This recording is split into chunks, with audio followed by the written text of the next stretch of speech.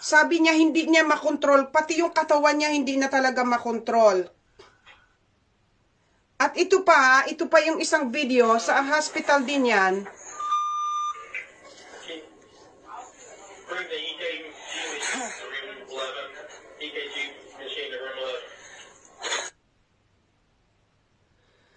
So, ayan, ipinakita niya kasi sabi niya, kailangan malaman ng tao kung ano yung effect ng bakuna. Okay, pakishare nyo na po.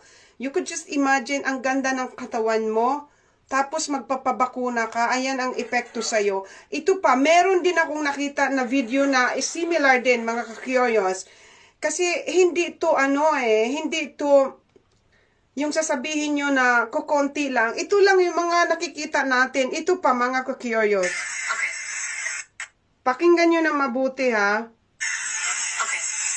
Doctor's on his way, Nick, okay?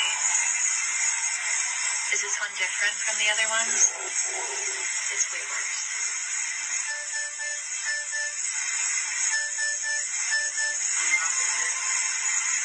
You're okay. You're okay.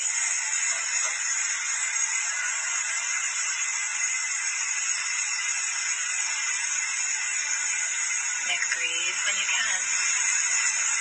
Take that big breath.